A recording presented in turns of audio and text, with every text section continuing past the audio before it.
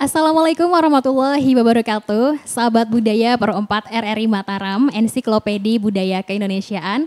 Senang sekali rasanya saya, Titania Safira, kembali menjumpai Anda sahabat budaya dalam obrolan budaya Pro 4 RRI Mataram. Dan di hari ini topik obrolan budaya kita sangat menarik, yaitu terkait dengan budaya hidup lansia di Panti Sosial Lanjut Usia Mandalika, Nusa Tenggara Barat. Ya sahabat budaya, berbicara terkait dengan lansia ini, tentunya ini adalah harapan kita semua ya, kita memiliki umur panjang agar kita bisa menikmati masa lansia kita seperti itu ya. Dan masa lansia ini adalah suatu anugerah sahabat budaya, karena tidak semua dari kita mampu untuk merasakan yang namanya masa atau fase lansia ini. Tetapi para lansia tentu sudah pernah merasakan yang namanya masa muda. Nah tentunya kita ingin ya agar masa lansia kita nantinya menjadi masa yang membahagiakan, kemudian juga produktif, kemudian juga sehat baik fisik maupun mental tentunya sahabat budaya. Untuk menjawab permasalahan tersebut, Titania sudah bersama dengan dua orang narasumber yang nanti akan mengulik lebih jauh lagi terkait dengan topik obrolan budaya kita kali ini sahabat budaya.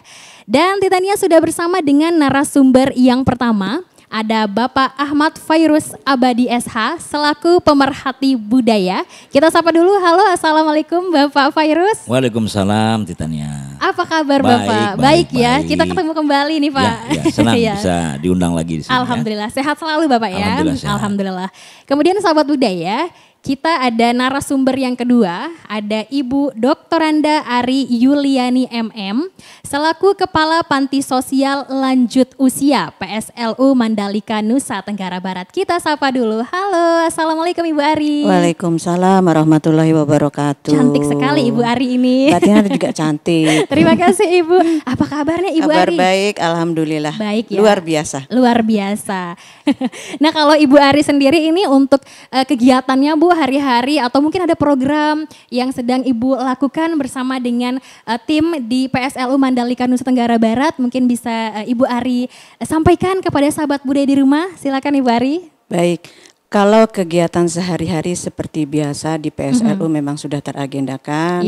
Dari bangun pagi teman-teman PSLU yaitu pendamping maupun para penghuninya atau para lansia dari bangun pagi sudah melakukan kegiatan rutin berjamaah, sholat berjamaah, kemudian ada kegiatan untuk memandikan bagi klien atau klien panti atau lansia yang sudah bedridden, itu juga ada yang memandikan. Kemudian ada lansia yang setengah mandiri, ada kegiatan-kegiatan khusus lainnya seperti sholat duha, imtak, pengajian, kemudian pemeriksaan kesehatan, kemudian posyandu lansia. Dan sebagainya dan sebagainya. Banyak juga Bu dan, ya. Dan terkait dengan tadi disampaikan oleh Pak Fairuz, kita juga terlibat dalam kegiatan dalam rangka HUT NTB. Oh baik. Kebetulan besok acara pembukaannya Hari Kesetiakawanan Sosial Nasional dirangkai dengan kegiatan HUT NTB juga. Kebetulan dipusatkan di Panti Sosial Lanjut Usia besok. Luar biasa sekali ya. Berarti berkontribusi juga ya PSLU NTB untuk HUT NTB ini ya Ibu Ari ya. Iya betul. Baik, luar biasa sekali sahabat budaya. Sebelum kita membahas lebih jauh terkait dengan obrolan budaya kita di hari ini, kita saksikan bersama dulu sekilas profil dari Panti Sosial Lanjut Usia Nusa Tenggara Barat.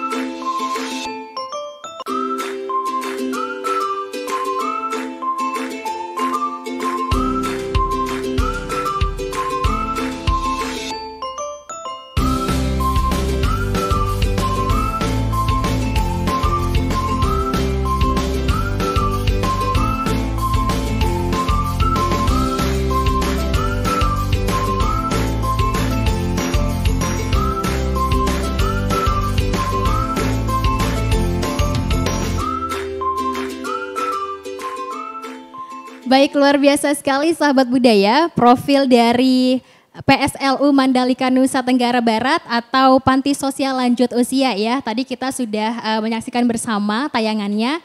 Di sana Ibu Ari tadi kita sudah menyaksikan ada kegiatan sholat begitu ya, kemudian ada berolahraga seperti itu Bu Ari ya, kegiatan yang dilakukan di PSLU Mandalika Nusa Tenggara Barat ya Bu ya.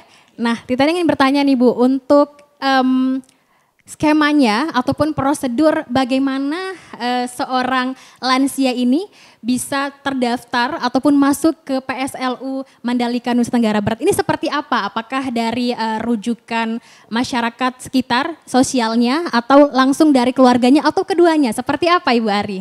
Baik, terima kasih. Klien atau lansia yang ada di Panti Sosial Lanjut Usia sekarang ini berjumlah 80 orang. 80 orang. Mereka ini berasal dari lansia terlantar.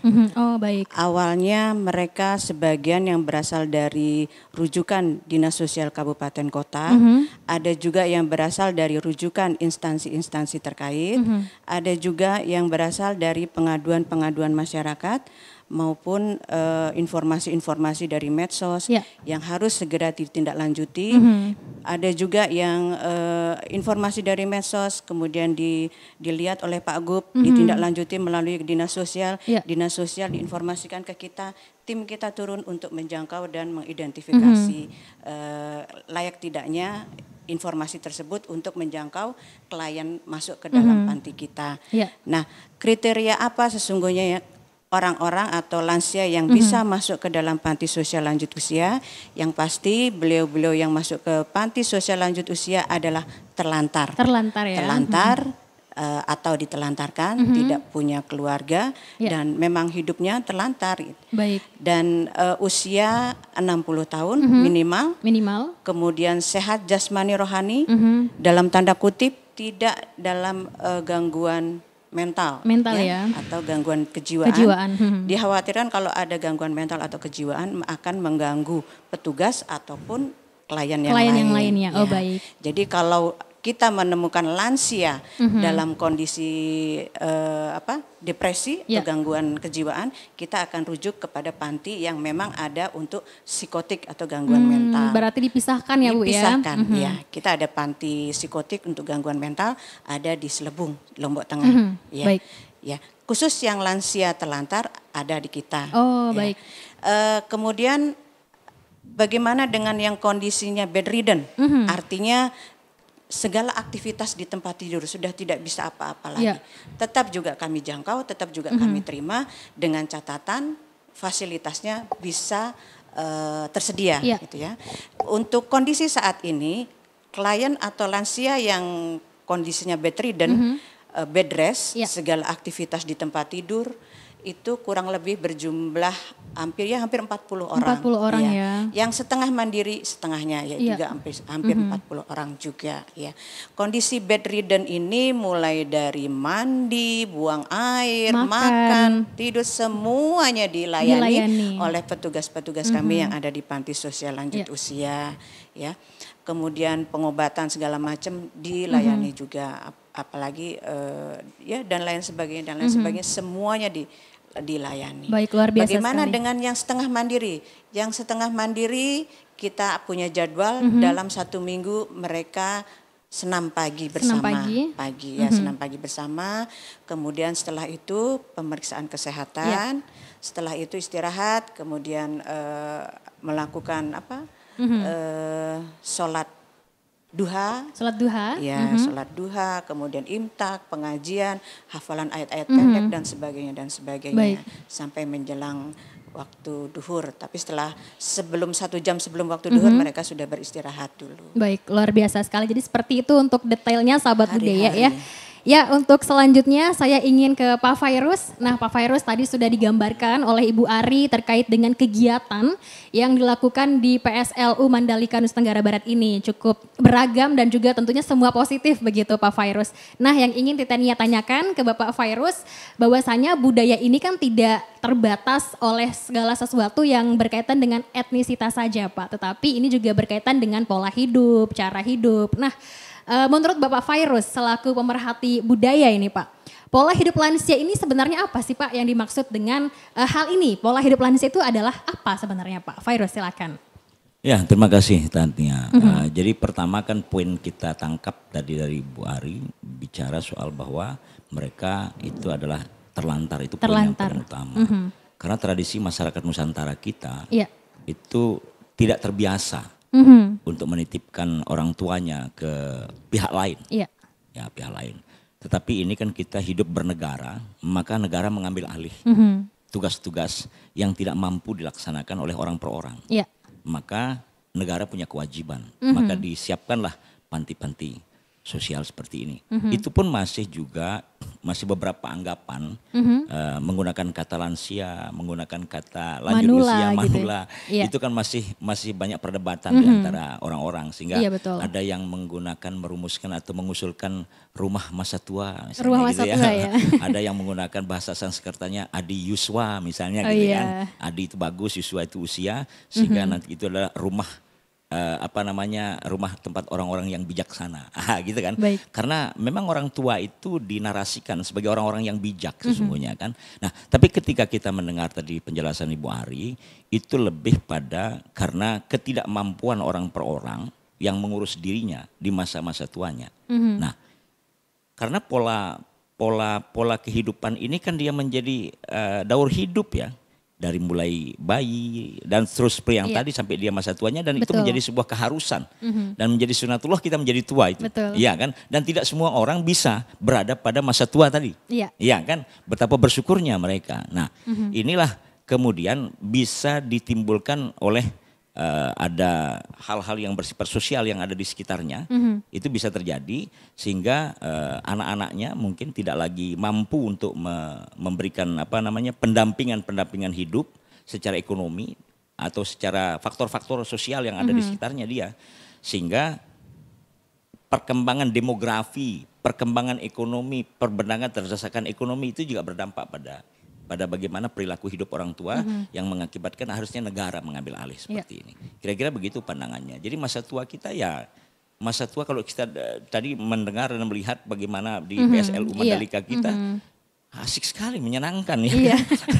Hari-harinya menyenangkan. Sedang gitu di pesantren Pak. Iya, tetapi bukan berarti terus kemudian anak-anak terus kemudian begitu melihat profil gitu. PSLU, wah saya titip semua di Bu Ari deh. Kan tidak diadab, Nusantara kita tidak pada wilayah seperti itu kan. Kita lebih pada bagaimana kita menghormati orang-orang tua kita, betapa mereka dulu melahirkan dan kemudian membimbing kita sampai kemudian menjadi dewasa dan menjadi hari ini, dan itu adalah merupakan kewajiban kita untuk merawat orang tua kita. Baik, luar biasa sekali sahabat budaya. Pemaparan dari Pak Fairuz, kemudian saya ingin ke Ibu Ari. Nah Ibu Ari, tadi Ibu di awal sempat menyinggung ya terkait dengan adanya para lansia yang sengaja ditelantarkan seperti itu Ibu Ari. Nah kemudian untuk yang sengaja ditelantarkan ini seperti apa sih Bu secara lebih jelasnya begitu agar sahabat budaya di rumah juga memahami begitu Bu, agar tidak ada multitafsir mungkin ya Bu ya. Silakan Ibu Ari. Teknologi itu memang luar biasa ya dampaknya bagi kehidupan keluarga yang dulunya mungkin keluarga besar berkumpul, dengan perkembangan ekonomi, perkembangan teknologi menjadi nuclear family atau keluarga kecil ya. Keluarga kecil, keluarga besar menjadi keluarga inti, dan perkembangan budaya juga yang lama-kelamaan berpengaruh terhadap kehidupan dari para lansia dan keluarganya. Dan ini seperti tadi Mbak sampaikan tadi, bagaimana dengan yang terlantar gitu ya. Banyak sekali lansia-lansia yang terlantar ini intinya karena keluarganya tidak mampu karena faktor ekonomi antara lain ya. Karena faktor ekonomi, kemudian antara ada lagi yang karena bekerja keluar negeri, keluar daerah sehingga orang tuanya dititipkan. Atau orang yang dititipkan juga mungkin setengah hati untuk melayani orang tua tersebut. Akhirnya mungkin orang tua tersebut tidak betah dengan yang dititipi, akhirnya dia pergi kemana, entah kemana, akhirnya terlantarlah dia di jalanan, ditemukanlah oleh orang, diinformasikanlah kepada pihak-pihak terkait, ini gimana langkah selanjutnya dan sebagainya. Intinya yang mereka-mereka terlantar ini Kalau sudah dirujuk ke kami tetap berkomunikasi dengan pihak keluarganya, mohon persetujuan dan keluarganya. Ini kami menemukan keluarganya, menemukan orang tuanya, mau ditindaklanjuti, mau dirawat oleh pihak keluarga atau diserahkan kepada kami, gitu ya. Kalau memang mau dirawat oleh keluarga, kami serahkan kembali kepada keluarga. Kalau memang keluarga tidak mau merawat, kami siap menerima dan merawat. Dan itu kami minta persetujuan dari pihak keluarga dengan hitam di atas putih. Artinya persetujuan dari pihak keluarga bahwa orang tua bersangkut diserahkan ke kita untuk kita rawat, untuk kita berikan pelayanan, untuk kita fasilitasi. Sampai dia, mohon maaf, sampai akhir hidupnya, meninggal, akhir hayatnya. Pada saat dia meninggal, kami juga hubungi lagi keluarganya. Mau diambil jenazahnya atau diserahkan ke kami. Kalau kami yang kalau jenazahnya diserahkan ke kami akan melakukan pemulasaran, pemakaman secara Islami. Ya, kalau dia Muslim, kalau dia non Muslim ya kita serahkan kepada Banjar sesuai dengan keyakinannya. Iya. Ya, bagaimana Ibu Ari kemudian untuk yang para lansia ini yang berasal dari keluarga menengah ke atas seperti itu kan biasanya di pola hidup ya ataupun gaya hidup tren baru begitu ya. Jikalau semua anaknya bekerja, kemudian biasanya orang tua tidak ada yang mengurus, dikhawatirkan kesepian di rumah begitu jika bersama dengan seorang asisten begitu mungkin, jadi dititipkan di panti begitu, di panti jompo. Nah kemudian Ibu Ari, apakah ada kasus yang seperti itu yang bukan tidak terlantarnya itu tidak secara ekonomi begitu, tapi karena hal lain seperti yang saya sampaikan di awal tadi Bu Ari, silakan. Kami juga sudah menolak beberapa lansia yang ingin dititipkan di panti kami, berasal dari latar belakang orang mampu, orang berada gitu ya. Tapi dengan catatan kami menolak. Kenapa menolak? Kami tidak punya dasar untuk memberikan pelayanan itu. Dalam artian pergubnya kita belum ada. Ya, dulu pernah kita melakukan pelayanan berbayar. Jadi dengan membayar itu ada subsidi untuk yang lansia terlantar, membantu sekali bagi lansia terlantar. Tetapi kita tetap berada di bawah auditor, menjadi temuan karena kita belum punya pergubnya, akhirnya tidak diperbolehkan. Itu yang pertama. Yang kedua, sejak gempa sampai dengan sekarang fasilitas kami belum ada yang diperbaiki, khususnya wisma-wisma untuk para lansia, baik yang terlantar maupun kalaupun kami menerima yang prabayar, kami belum punya fasilitas. Fasilitas yang ada sejak gempa sampai sekarang belum diperbaiki. Sudah itu ditimpa lagi COVID. Ditimpa lagi COVID, otomatis tempatnya juga harus steril gitu. Ya, barangkali itu sementara. Baik, luar biasa sekali. Nah kemudian untuk saya ingin kembali ke Pak Fairuz. Nah Pak Fairuz, di sini kita berbicara terkait dengan perspektif budaya kembali begitu ya. Nah sebenarnya budaya hidup manula dalam persepsi budaya regulasi ini apa Pak Fairuz sebenarnya? Nah tadi kan sudah dijelaskan sama Bu Ari. Budaya regulasi itu adalah salah satu bentuk pengembangan kebudayaan, perilaku manusia kan. Pengembangan ya. Maka ya jelas kebudayaan itu adalah perilaku, berkembang terus. Nah ketika terus kemudian ditemukan pola-pola baru, nah, pertama kan kita berbicara soal bagaimana kesepakatan personal, lalu kemudian menjadi kesepakatan komunal, nah, yang disebut dengan hukum adat. Kemudian kesepakatan komunal itu berkembang menjadi tertulis, dia menjadi kesepakatan organisasional dalam hal ini negara. Dan kita berada di bawah organisasi negara, maka negara mengambil alih. Nah itu dia, itu artinya merupakan pengembangan dari konsep kesepakatan. Nah kesepakatan itu adalah sebuah tradisi budaya kita, di mana saja maka turun sekali tadi peraturan-peraturan yang diundangkan untuk mengawal orang-orang tua kita. Nah saya menarik tadi dengan Ibu Ari, mungkin saja nanti ke depan itu harus ada pergub, karena pengembangan demografi kita. Karena begini loh, ada juga orang yang memberikan pemahaman dia tidak negatif, menitipkan di panti sosial tadi dia tidak negatif. Dia ingin punya kesepakatan dengan orang tuanya karena dia tidak mampu untuk merawatnya dengan baik, dia ingin membahagiakan orang tuanya. Nah itu kan, nah membahagiakan orang tuanya kan beragam cara kita. Nah beragam cara itu adalah peristiwa kebudayaan. Nah, beragam cara kita membahagiakan itu mungkin dia pikir, wah saya harus menitipkan sama negara saja supaya merasa aman. Orang tua saya juga setuju gitu kan. Sehingga nanti mungkin NTB akan membuat pergub tentang perlindungan seperti yang tadi.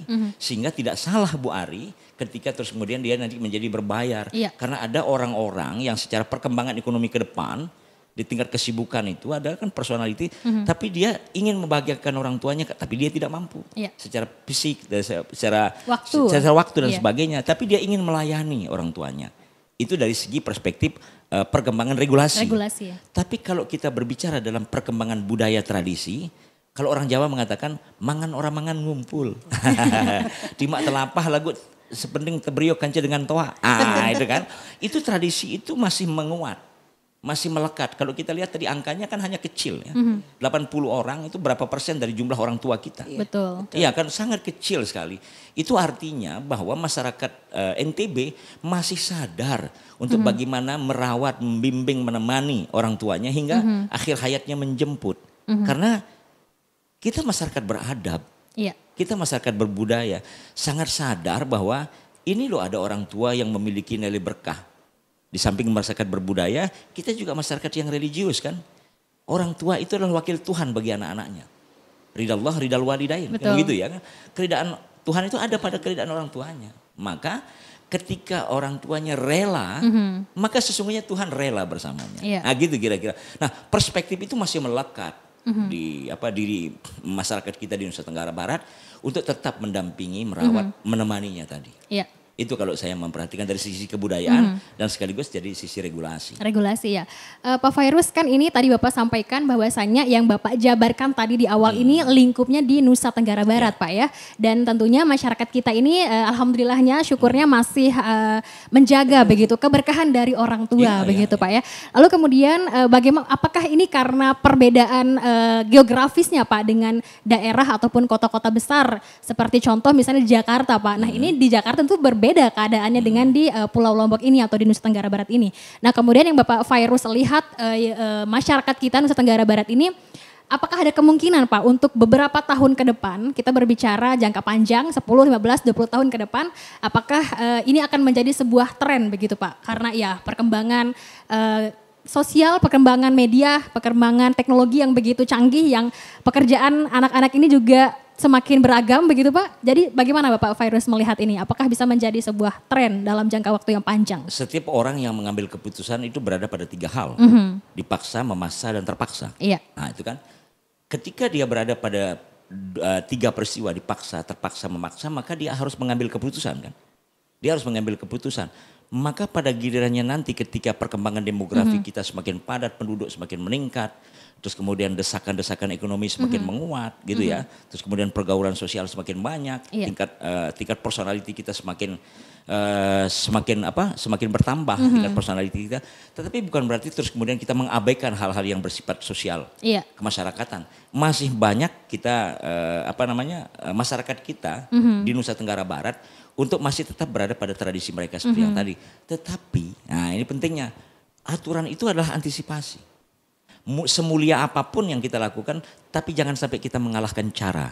Nah cara yang dimaksud itu adalah sedang disiapkan oleh PSLU. Ini adalah salah satu metodologi dia. Dia tidak ingin merasa, tidak boleh keliru kan. Teman-teman yang mengelola orang tua, menitipkan orang tua, dia tidak ingin menjadi keliru atas sikap kemuliaan yang dia maksud.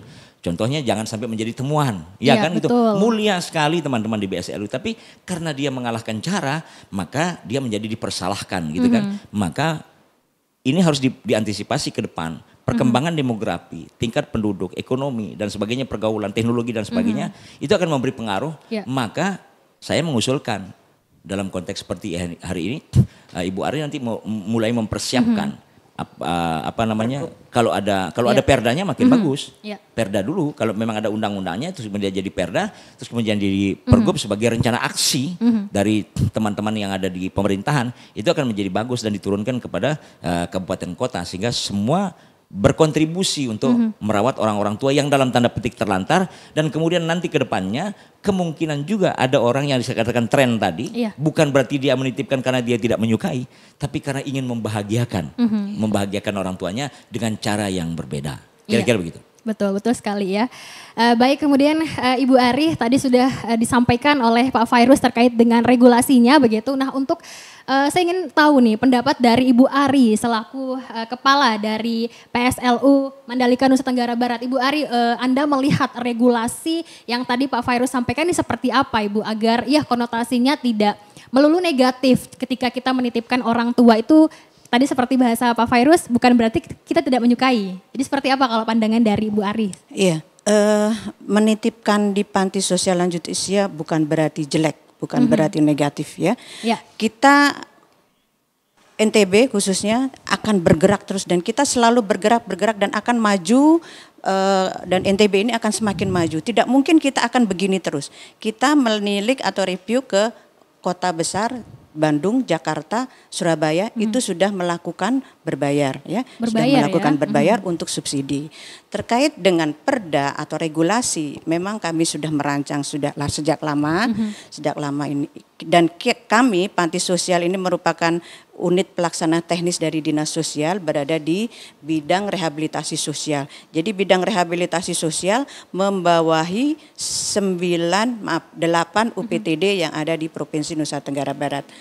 Panti lansia ini seperti PSLU Mandalika ini ada 2, satu di Pulau Lombok dan satu di Bima. Di Bima gitu. Ya, ada panti lansia ini.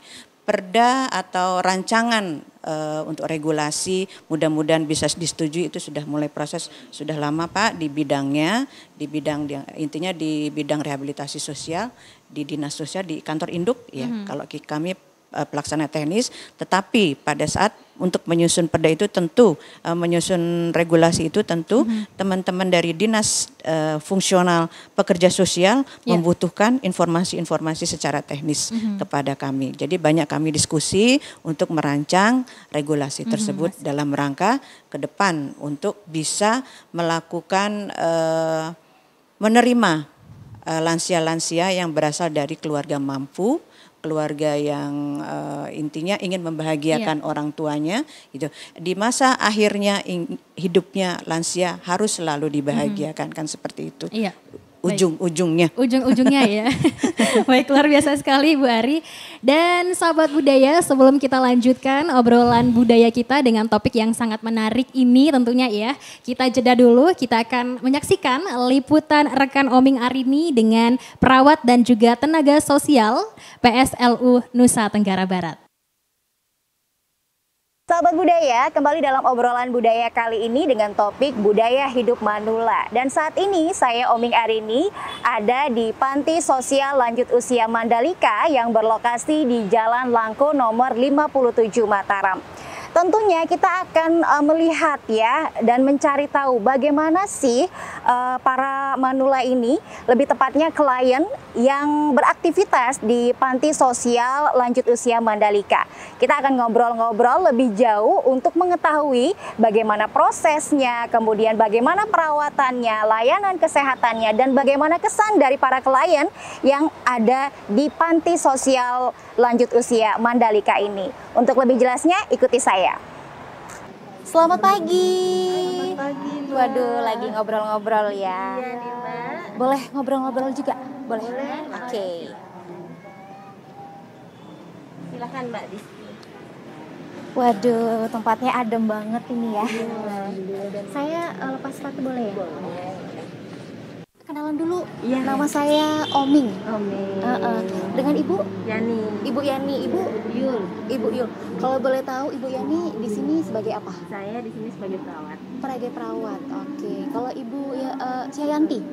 Bu Yul sebagai Yul? pekerja sosial. Pekerja sosial. Kalau Ibu sendiri sudah berapa tahun di sini Bu jadi perawat? Saya di sini sudah 18 tahun. Wih, lama ya? Iya. Dari tahun 2000 berapa berarti? 2005. 2005. Wow. Kalau Ibu sendiri? Kebetulan dari tahun 2015. Jadi 2015. 7 tahun.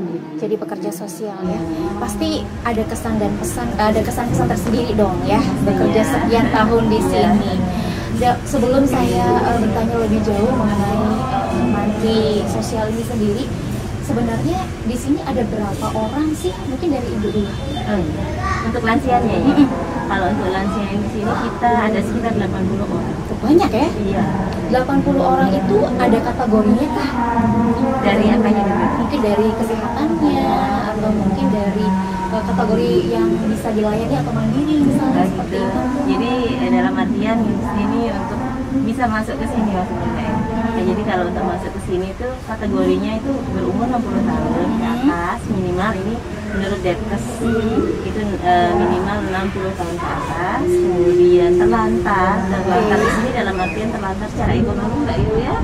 Jadi di sini bagi mereka yang sudah tidak mampu untuk memenuhi kebutuhannya sehari-hari seperti hidupnya, kemudian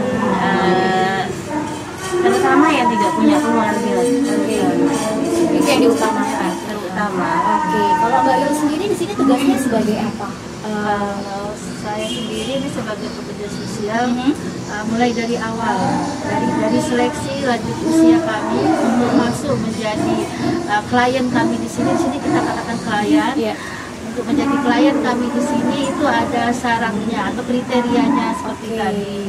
Tapi khusus untuk kami pekerja sosial itu dapat dilihat dari lingkungannya, dari keluarganya, yang tadi seperti dikatakan Bu Yani, keluarganya betul-betul terlantar. Secara ekonomi juga kami melihat di situ kalau betul-betul ekonominya dikatakan tidak mampu untuk memenuhi kebutuhan hidup sehari-hari, dikatakan di bawah, menengah ke bawah. Terus yang kedua dari pengasuhan, jadi tidak ada maksudnya terlantar dalam arti pengasuhan, jadi keluarga tidak mampu untuk mengasuh lansia tersebut.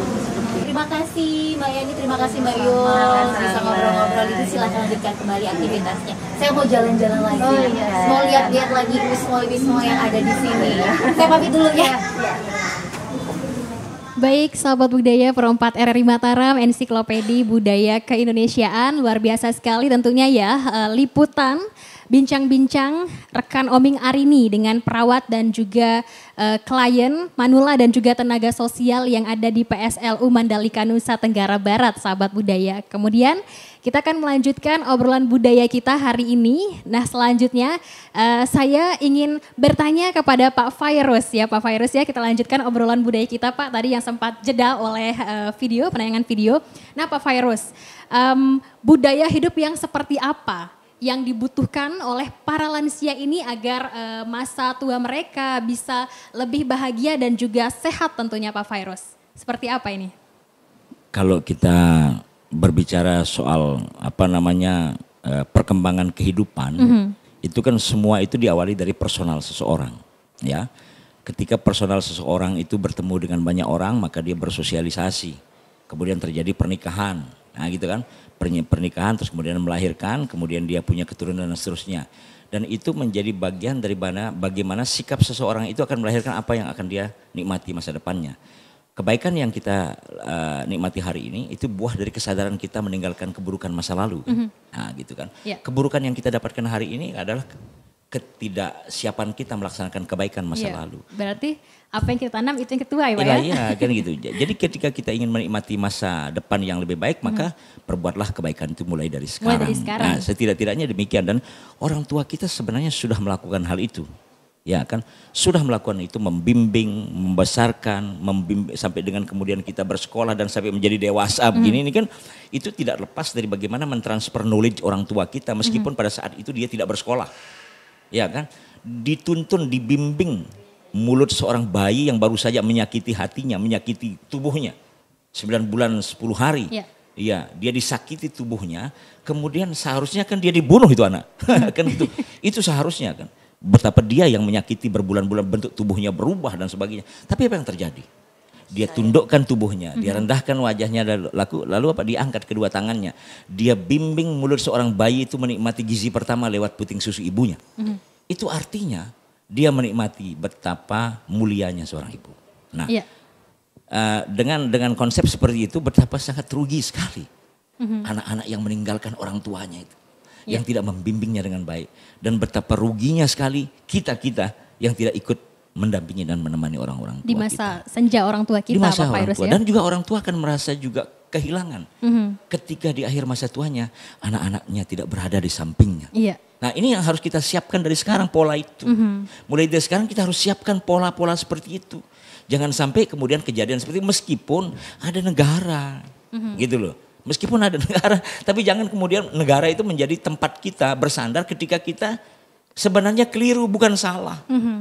Kita jangan sekali menyalahkan orang lain untuk membenarkan kekeliruan. Iya. Itu istilah saya. Baik. Ya itu kira-kira, jadi mulailah dari sekarang untuk merawat diri dan orang tua kita mulai dari sekarang. Baik, luar biasa sekali. Berarti sahabat budaya dimulai dari sekarang ya untuk masa depan yang lebih baik begitu. Sahabat budaya perlu diketahui ya, kita membicarakan terkait dengan lansia, terkait dengan orang tua ini membawa suasana yang begitu dramatisir saya rasa di sini ya. Sampai tadi Ibu Ari sempat meneteskan air mata Bu Ari ketika Pak Fairuz menyebutkan terkait dengan lansia, terkait dengan orang tua kita begitu yang ketika mereka sudah senja bahkan anaknya begitu yang dilahirkan dengan susah payah tidak ada begitu di sampingnya. Ibu Ari apa yang dirasakan ketika Pak Fairuz tadi menyampaikan hal seperti itu? Nah sekarang begini, kondisinya sekarang sudah ada di hadapan kita ya, para lansia ini sudah ada di hadapan kita. Nah beliau-beliau ini yang sudah tidak ada anaknya, yang sudah ditelantarkan oleh anaknya, beliau berada di panti lansia. Nah bagaimana untuk membimbing dia pada saat akan meninggalkan dunia fana ini. Intinya kita memberikan yang terbaik kepada beliau-beliau yang ada di sana ini. Dosa loh kalau kita tidak membimbing beliau-beliau ini Pak ya. Tanggung jawab kita dunia akhirat. Jadi pada saat khususnya yang di PK nih Pak, perawatan khusus karena beliau-beliau ini memang sudah bedridden. Jadi pada saat mandi kita tetap kita sambil kumandangkan ayat-ayat suci, tausiah atau sholawat, doa dan sebagainya untuk mengingatkan dia kembali, menyegarkan ingatan dia kembali. Bahwa beliau ada harus selalu dengan zikir dan doa gitu ya. Dengan pada saat mandi dengan kasih sayang petugas-petugas untuk memandikannya tetap dilantunkan ayat-ayat suci bagi yang muslim ya. Itu. Kemudian bagi yang setengah mandiri mohon maaf masih ada yang belum bisa ayat-ayat pendek belum bisa. Al-Fatihah pun belum ada yang bisa, ada yang belum bisa sama sekali. Itu juga dengan penuh kesabaran kita ada ustazahnya membimbing, dihafalkan ayat-ayat untuk menuntun dia bagaimana sholat dengan bacaan-bacaan ayat pendek dihafalkan. Ya memang daya ingat kalau sudah lansia kan terbatas gitu ya. Itu ya memang harus butuh kesabaran, penuh kesabaran. Anggaplah beliau-beliau ini kita bimbing sebagai orang tua kita sendiri. Jadi petugas-petugas kami bekali dengan ilmu sabar tingkat tinggi gitu kan. Betul sekali. Ilmu sabar tingkat tinggi karena bagaimanapun anggap mereka yang Bapak Ibu layani, yang Bapak Ibu rawat adalah orang tua sendiri. Kalau kita sudah menganggap beliau-beliau adalah orang tua kita sendiri, kita akan memberikan pelayanan dengan penuh keikhlasan dan kasih sayang. Dan beliau-beliau pasti akan merasa ada timbal baliknya terhadap kita. Timbal balik dalam arti batinnya terikat gitu kan. Ini sebagai salah satu contoh saja. Tadi saya sudah cerita sama Pak Fairuz, ada salah satu program kami untuk mengajak para lansia yang setengah mandiri, ayo kita rekreasi atau Bapak Ibu mau kemana? Saya mau ketemu keluarga saya. Oh iya silakan kita antar. Berapa hari nanti kami jemput. Dikasih waktu 1 minggu, 3 hari atau berapa. Bapak maunya berapa hari, Ibu maunya berapa hari, Papu maunya berapa hari. Minta seminggu, oh iya seminggu. Tapi belum seminggu, baru 2-3 hari sudah ditelepon. Minta tolong teleponin petugas di PSLU. Kenapa minta ditelepon? Minta dijemput pulang. Yuk kenapa? Kan ketemu sama keluarganya. Saya lebih kangen sama teman-teman sesama lansia. Ketemu sama sesama lansia, ketemu sama para petugas. Artinya bahwa teman-teman memberikan pelayanan dengan baik dan dan menyentuh hati para Jadi berkesan bagi para lansia kami barangkali itu. Baik. Baik, luar biasa sekali ya sahabat budaya. Dan kemudian saya ingin kembali ke Pak Fairuz. Nah Pak Fairuz tentunya masa lansia ini ya, ini adalah perubahan begitu dari perubahan fase hidup seorang manusia atau manusia begitu dari mulai dilahirkan dari bayi hingga menjadi lansia begitu. Tentunya ada fase-fase, ada tahapan-tahapan. Nah kemudian Pak Fairuz bisa Bapak Fairuz gambarkan begitu dalam perspektif budaya tentunya ya, fenomena hidup yang dialami oleh para lansia ini seperti apa Pak? Mulai dari perubahan-perubahan yang tadi Titania sampaikan di awal. Fenomenanya seperti apa Pak Fairuz? Silakan. Fase-fase itu kan punya masa ya. Anak-anak itu adalah fase anak-anak itu adalah dilindungi. Ya, dilindungi dan dipelihara. Begitu dia remaja, kita sudah mulai menemani. Menemani. Ya, menemani. Baik. Nah, begitu dia dewasa, dia di situ wilayah kita untuk berinteraksi, untuk bertukar pikiran, untuk berdiskusi. Itu fase dewasa. Dan di situ kemudian menjadi menua. Menua itu juga dia akan kembali siklusnya menjadi anak-anak. Oh, baik. Dia akan kembali menjadi anak-anak. Dia juga ingin diperhatikan, dia ingin juga kemudian ditemani, dimanja, ingin juga dia sama seperti bagaimana anak-anak yang ketika kita masa bayi. Kita perhatikan, oh kita punya orang tua kok gitu kan. Kita perhatikan saja, bukan berarti dia ngerepotin lah. Kadang-kadang di situ kelemahan kita menangkap bahwa seolah-olah orang tua itu ngerepotin. Sebenarnya tidak, dia sebenarnya ya. Sebenarnya itu sangat keliru. Tidak ada satupun narasi akademik ya, profesor doktor sekalipun tidak bisa mengurai yang namanya berkah orang tua. Tidak mampu. Tidak ada ilmu sehebat apapun ilmu yang dimiliki profesor doktor untuk bisa mengurai berkah. Ini yang tidak dimiliki oleh kesadaran personal kita bahwa orang tua itu dia akan kembali siklusnya seperti menjadi anak-anak, gitu ya. Diurusi, dimandiin, dimanja. Dimanja. Dia memang butuh suasana seperti itu. Mau bilang betul. Apa ya? Memang itulah siklusnya. Jadi itulah perilaku manusia yang akan kita hadapi dan berbahagialah semua orang yang masih punya orang tua. Betul. Betul sekali, wah luar biasa sekali ya. Menurut Pak Fairuz, kenapa ya Pak ya sebagai anak kita tuh tidak bisa untuk bahkan merawat satu orang tua begitu. Tapi kedua orang tua kita bahkan bisa mengurus sampai 10 bahkan belasan anak Pak Fairuz. Ini seperti ada kontradiktif ya, ada perbedaan antara perasaan orang tua ke anak dan anak ke orang tua. Menurut Pak Fairuz ini seperti apa Pak fenomenanya? Itu kalimat bersemangat, kalimat memberi penyemangat. Kita adalah cermin orang tua. Baik. Ya kan?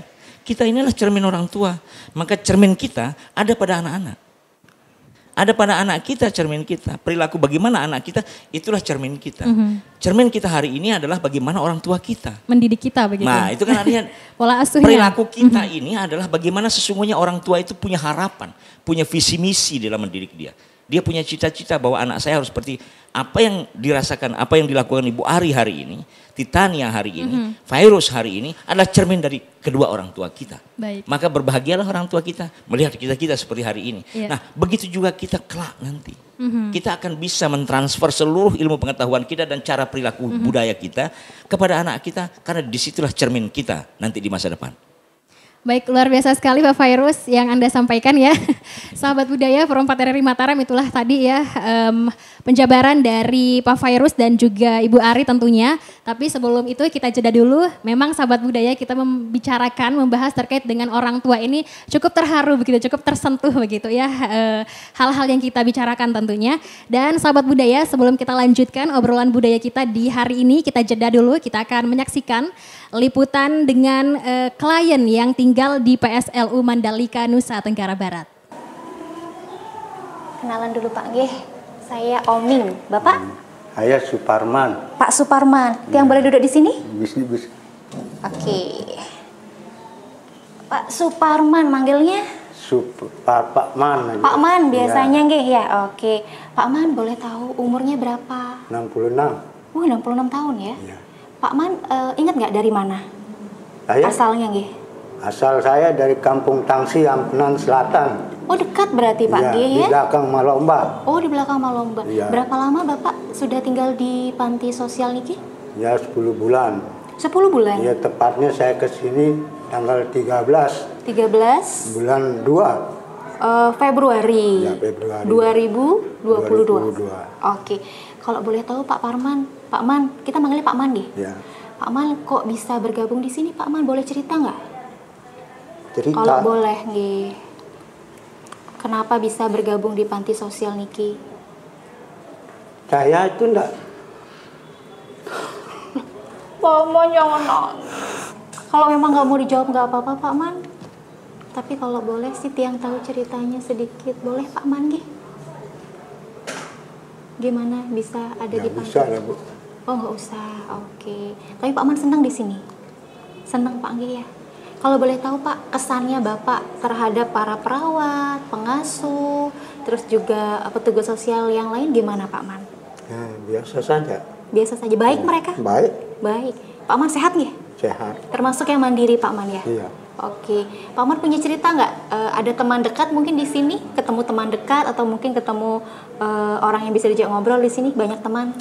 Kalau diajak ini saya susahnya Bu. Kenapa? Kalau saya kan pernah saya waktu saya berapa bulan di sini kan diperintah sama ibu sini Bu kepala. Coba Pak Pu Parman hubungi, itu tepatnya ada orang meninggal. Terus coba hubungin Pak Pu itu. Iya. Saya diperintah ini kan. Terus dia bilang sana dia Pak Haji disuruh sama ibu ke masjid, kita sama-sama sholat jenazah gitu. Wah merentah dia bilang, kayak jadi petugas katanya Bu. Iya. Ya itulah saya tidak senang Bu. Kenapa begitu Pak? Iya karena saya diperintah terus dijawab gitu kayak jadi petugas katanya. Jadi kayak anak kecil ya Pak Iya. ya. Tapi dilaksanakan waktu itu perintahnya. Dilaksanakan. Oke. Itu namanya Bu Dina sama Bu Yus suruh saya kesana. Tapi mereka baik Pak ya. Susah orang di sini Bu. Cuma satu aja yang saya senang, Pak Pu Sayuti. Pak Pu Sayuti, Ya, oke. itu orangnya bisa diajak guyon. Oh, teman dekat berarti ya ya. Pak Man ya. Ya. Kalau Pak Man sering ikut kegiatan apa aja di sini dari pagi? Boleh cerita Dari nggak? pagi sholat subuh, habis sholat subuh pegang sapu nyapu di depan semua. Tuh, oke. habis itu sampai jam 7.30 mandi, habis mandi kita sembahyang duha. Habis sembahyang duha terus istirahat, sarapan. Habis sarapan ya sini sudah jalan-jalan. Duduk-duduk gitu ya. Kan katanya sehat kalau jalan-jalan. Betul, harus itu jalan-jalan Iya. supaya bergerak badannya Iya, Pak Man iya. ya. Pak Man bisa dibilang termasuk yang mandiri Pak Man ya. Iya. Bisa mengerjakan semua sendiri. Iya bisa. Ada perbaikan keramik ikut saya bantu. Oke, Nah, luar terus biasa. Hari Rabu libur kan. Terus hari Kamis pengajian Pak Ustadz jam 11:30. Terus sampai 11:30 selesai pengajian jam 1 selesai sembahyang dohor. Pulang istirahat. Terus Jumat pengajian dari jam 11:30 sampai jam 2 dari asar. Terus selesai sholat asar. Oke, terus Sabtu Minggu ngapain Pak Man? Kegiatannya di sini teman-teman Sabtu Minggu? Sabtu Minggu enggak ada. Jalan-jalan aja di sekitar sini nggih? Iya, pokoknya saya itu rutinnya tiap hari itu nyapu. Nyapu, oke. Pagi sama sore. Tuh. Tapi bisa dibilang Pak Man senang di sini? Senang saya Bu. Banyak teman ya? Iya, Tadi siapa nama teman dekatnya Pak Man? Sayuti. Pak Sayuti. Iya. Kenapa Pak Sayutinya lucu ya Pak ya? Iya lucu dia. Kalau di sini dipisah ya untuk kamar yang laki-laki sama yang perempuan dipisah. Bisa. Iya. Iya, jadi banyak teman di sini Pak Man ya. Kalau pesannya Pak Man untuk yang sedang mendengarkan kita atau yang menonton kita apa? Khususnya buat anak-anak muda. Ada nggak pesannya Pak Man sebagai orang tua? Nggak ada. Nggak ada? Iya.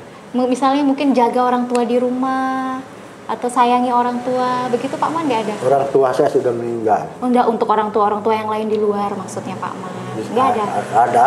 Ada apa Pak Man? Yang laki. Yang laki ya duduk-duduk ngomong-ngomong ngobrol sama di rumah itulah. Ya. Yang penting happy Pak Man ya. Dijaga orang tuanya ya Pak Man ya di rumah ya. Yang masih punya orang tua harus dijaga orang tuanya, disayangi Pak Man ya. Kemudian jangan lupa untuk selalu diberikan keluarga yang harmonis begitu Pak Man ya. Seperti Pak Man rasakan di sini juga sama teman-teman kan ya Pak Man ya. Terima kasih Pak Man waktunya. Pak Man sekarang waktunya habis ini ngapain Pak Man? Makan siang jam berapa Pak Man? Jam 1. Jam 1. Habis sholat dohor. Habis sholat dohor. Bersama-sama makannya. Menunya enak? Ya enak. Enak, oke. Terima kasih Pak Man ya. Saya jalan-jalan lagi ya Pak Man. Sampai jumpa Pak Man.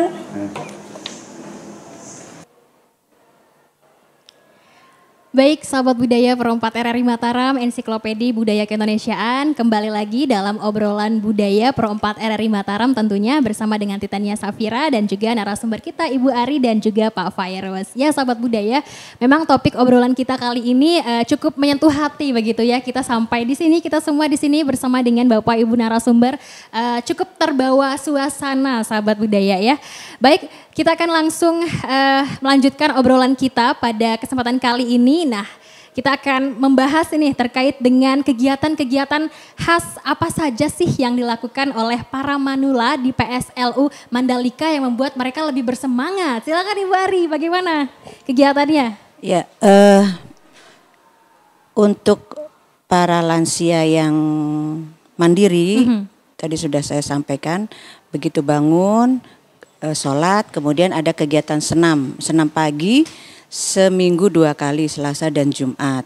Kemudian ada kegiatan pengisi waktu luang, antara lain berkebun, menanam sayuran, nanam bunga, kemudian ada juga ternak ikan, ikan lele, ikan nila gitu ya. Ya, mereka ikut kita libatkan untuk memelihara ikan, kemudian berkebun, untuk mengurusnya, merawatnya juga, memberi makannya juga kita libatkan teman-teman para lansia yang mandiri. Kemudian ada satu kegiatan yang membuat kita tersentuh, ya. Apa itu? Pada saat ada donatur-donatur datang memberikan bantuan kepada beliau-beliau yang ada di panti. Setelah diterima, rupanya mereka simpan itu ya, baju, sejadah dan sebagainya. Banyak, ada yang terkumpul sampai 1 karung ini, 1 karung. Kemudian pada saat Idul Fitri kita tawarkan, ada yang mau pulang ke keluarganya, ada ya. Kita antarkan mereka ke keluarganya. Dibawalah hadiah-hadiah atau sumbangan-sumbangan dari para donatur. Ada yang sampai 1 karung nih. Ya? Bawa 1 karung dibawa pulang ke kampung. Dibagikanlah kepada cucu, anaknya, keluarganya yang ada di kampung. Setelah habis, telepon, Bu minta dijemput. Alhamdulillah. Dan tapi itu suatu kesyukuran bagi kita. Artinya mereka masih ingat juga dengan keluarga-keluarganya. Artinya mereka tidak dirawat oleh keluarganya, tapi orang tua ini tetap menyayangi anak dan menantu, cucu dan sebagainya. Sampai hadiah yang seharusnya untuk dirinya pribadi, dia bawa untuk cucu dan keluarganya. Itu yang membuat kita juga tersentuh, ya Allah gitu ya. Begitulah orang tua terhadap anak. Kasih ibu, kasih orang tua itu tidak terputus sampai kapanpun. Tapi kadang kasih sayang anak terputus sampai tega menelantarkan orang tuanya. Ya. Baik, luar biasa sekali ya sahabat budaya. Nah kemudian saya langsung saja untuk ke Pak Fairuz. Pak Fairuz mendengar tadi dari Bu Ari ya, tentunya ini dari perspektif Bapak yang Titania ingin tanyakan Pak, untuk layak tidakkah begitu seorang orang tua begitu dititipkan kepada pihak ketiga. Mungkin Bapak bisa memberikan statement dari di awal sudah Bapak sampaikan terkait dengan perspektif budaya di masyarakat kita, Pak Fairuz, silakan. Ya, sebagai orang beragama saya ada 3 hal yang tidak akan terputus ya. Kan tidak ada 3 hal apabila manusia itu meninggal dunia. Ya, ada 3 hal. Semuanya putus kecuali 3 hal. Pertama, ilmu yang bermanfaat. Orang tua kita membimbing kita kan, seperti yang tadi. Kira-kira bermanfaat enggak ilmu itu? Nah, itu pasti bermanfaat. Sampai akhir hayat kita pun dia akan menjadi terus benang merahnya ada sampai hari kiamat nanti. Yang kedua, sedekah jariah. Dia tinggalkan kita. Sedekah jariah kan tidak mesti harus bersifat kebendaan. Tapi ada juga bersifat hal-hal yang ilmu gini. Ilmu itu kan ada 2. yang tertulis dan tidak tertulis. Mana yang lebih banyak yang tertulis atau tidak tertulis? Yang lebih banyak yang tidak tertulis. Dari itu kita dapatkan di orang tua. Yang ketiga adalah anak soleh yang selalu mendoakannya. Nah, doa itu nalar, doa itu berakal, yang membumbung hanya mimpi. Jadi permintaan harus tahu diri. Ya kan? Nah, cara kita agar dia siklus ketiga hal itu tetap ada, gunakan ilmu yang bermanfaat itu untuk menjaga sedekah jariah orang tua kita dengan cara kita selalu berdoa. Itulah doa kita. Nah, karena itu tadi sesuai dengan pertanyaan tadi Titania, yang ada hubungannya dengan apa tadi? Dengan fenomena yang sekarang ini harus digunakan tiga hal itu. Baik. Bahwa kita dibimbing, diberikan penugasan warisan pengetahuan, warisan sedekah, warisan doa dan sebagainya, kita dibimbing sama orang tua kita, meskipun seperti yang tadi bahkan ada yang tidak bisa hafal Fatihah kan. Iya. Sampai sebegitu. Tapi artinya bukan berarti terus kata-kata yang baik itu bukan berarti tidak doa. Jadi ucapan kalimat yang baik itu adalah doa. Maka ucapan-ucapan yang baik itu terus lakukan kepada orang-orang tua kita, bimbing dia terus sehingga kita akan selalu mengakhirinya dengan husnul khotimah, kebahagiaan itu. Sehingga kita juga bisa seperti yang tadi, fenomena ke depan itu, begitulah cara orang punya cara untuk membahagiakan orang tuanya. Macam-macam cara kita ke depan nanti untuk membahagiakan orang tuanya. Ada yang membahagiakan orang tuanya dengan membuatkan dia kamar di rumah dengan barangkali bahkan emas intan berlian supaya dia senang kan gitu ya. Karena kemampuan itu. Ada juga yang barangkali seperti yang tadi, orang tua ya daripada dia harus bersama anaknya. Dan ingat loh ya, ada orang tua yang sangat bijak. Daripada anak saya berdosa kepada saya, maka saya lebih baik menjauh dari dia. Iya kan? Artinya bukan dia menolak untuk dia bersama, tapi begitu cara orang tua yang bijak agar anak saya tidak berdosa kepada saya, biarlah saya bersama teman-teman saya yang tadi, katanya kan, berkumpul bersama, dan anak saya akan saya kontak setiap harinya. Ada istilahnya apa Bu Ari tadi? Titipan harian itu istilahnya? PHLU. Ya itu kan ada secara harian ada. Dan itu adalah ruang-ruang pembahagiaan bagi teman-teman yang bisa dilakukan secara mandiri. Dan sahabat budaya, tidak terasa sekali kebersamaan kita dalam obrolan budaya sudah di penghujung acara begitu ya. Sebelum Titania tutup, tentunya Titania ingin mendengarkan closing statement terhadap dua orang narasumber kita. Untuk yang pertama, ladies first, untuk Ibu Ari ya, Ibu silakan untuk closing statement, hal-hal yang ingin Ibu sampaikan kepada sahabat budaya di rumah. Silakan Ibu Ari. Iya, panti sosial lanjut usia adalah alternatif terakhir untuk penitipan atau tempat para lansia. Artinya, manakala keluarga atau anak bisa merawat orang tua agar dirawat dengan sebaik-baiknya. Dan panti sosial atau negara adalah alternatif terakhir untuk menjadi tempat penitipan. Alternatif terakhir ya Bu Arya. Baik, untuk selanjutnya silakan Pak Fairuz untuk closing statementnya. Ya, seperti yang tadi saya katakan bahwa orang tua itu adalah wakil Tuhan bagi anak-anaknya. Ridallah ridal walidain tadi, maka orang tua itu rawatlah dia. Bimbing temani dia di masa tuanya, insya Allah Tuhan akan membuahkan hasilnya. Baik, luar biasa sekali sahabat budaya untuk closing statement dari kedua orang narasumber kita. Tentunya kita banyak belajar ya dari obrolan budaya kita di hari ini sahabat budaya. Maka dari itu Titania akan tutup, tetapi sebelum itu sahabat budaya, jikalau kita masih memiliki kedua orang tua, marilah kita menyayangi, merawat kedua orang tua kita dengan tulus dan juga ikhlas sebagaimana mereka merawat kita ketika kita masih kecil dan bayi dulu. Dan untuk orang tua kita yang sudah pergi meninggalkan kita dari dunia ini, sahabat budaya jangan lupa juga untuk terus kita senantiasa mendoakannya. Baik, akhir kata saya Titania Safira mewakili segenap kerabat yang bertugas pada hari ini pamit undur. Wassalamualaikum warahmatullahi wabarakatuh. Salam budaya.